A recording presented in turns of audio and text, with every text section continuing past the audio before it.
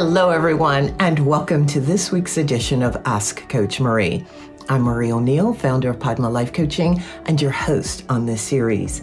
This is a place where you ask a question, and I give my unique opinion as a life renewal coach, astrologer, and past life regression facilitator. Please know that I am not a therapist, and I will never tell you what you must do. Each week on Fridays, a new video is released with me answering 2 questions from the viewers. In addition to those questions, I talk about various other life renewal topics. So let's go ahead and get started with the questions for this week. Our first question comes from Penelope, who is in Seattle, Washington. Penelope writes, I'm ready to make a few changes in my life. One of them is exercising more. How can I develop a regular exercise routine that fits my lifestyle? Thank you for asking that question, Penelope. It is a great question. One of the things that you can do is ask for help with your friends. If you have friends who are in mind to get healthy also, it's always a good idea to team up with somebody else. If it's a friend or relative or spouse or colleague, somebody else who is trying to do the same thing.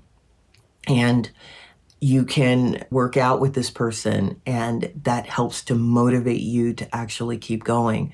Because sometimes it's easy to begin any type of routine. It's harder to continue it. That's one of the ways you can do it. Another thing is if you can hire a coach. There's wellness coaches, health coaches.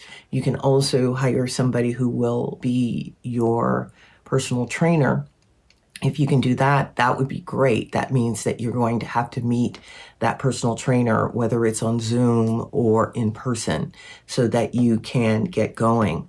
Another thing that you will probably need to do is shift how you are eating, how you are preparing your food, and make sure that that is healthier. You want to also look at what's going on at home.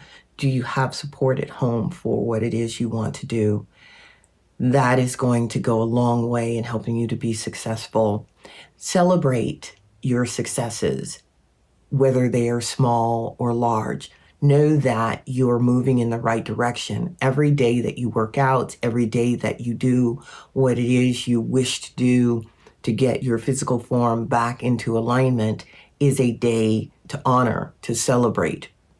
And you can do this with little things like taking a bath or getting your hair done or your nails done or something to celebrate your success. This is going to motivate you too. Whenever we set a goal, it's an ebb and flow as far as the energy for actually continuing on the path to achieve the goal. And we have to find ways to get us over the hump of when we're feeling low, when we feel as though we want to give up. The suggestions that I'm giving you are ways that you can use to help you keep going. And, keep a diary too of your successes. Just keep moving forward. Let me know how you're getting on with this. Send me an email or comment below.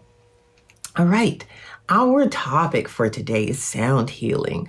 I am excited about this topic and to give you just a bit of information about sound healing. I am not a sound healer. I do honor them. They do a wonderful service. And if you ever get an opportunity to go to a sound healer, please do. Sound healing is one of those traditions. It's an ancient tradition that has been passed down to help people heal from trauma, heal from stress, to rebalance the energy inside the body. The universe is, of course, made up of sound. And so when we are going to a sound healer, we're basically going to be lying on a table, closing our eyes, and listening to the sound. Now, the sound healer may use tuning forks. They could use a bell or they could use one of the singing bells or singing bowls. They can use that. There's different types of instruments that sound healers use. And basically what they're doing is they're emitting this sound that is going through your body and also going through your mind to give you certain hertz. So with sound healing, it is going through the body, going through the mind, and it is recalibrating the energy in our body, because each of us has a particular sound that we resonate with. Think about the keys on a piano. Each of the keys has a particular sound, and our bodies resonate with particular sounds, whether it's E flat or G minor, or we have an original sound is what I'm doing my best to say here.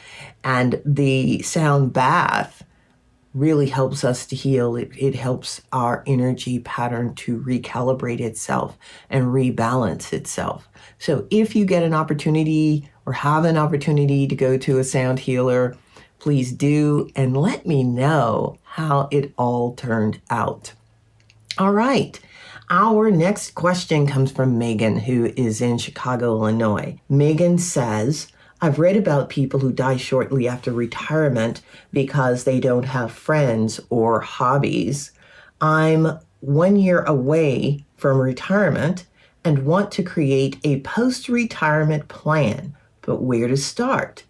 I don't have hobbies. Any ideas? Very good question, and you are so right. So many people, especially men, tend to only live a certain number of years after they retire because they have identified as the job, whatever the job is.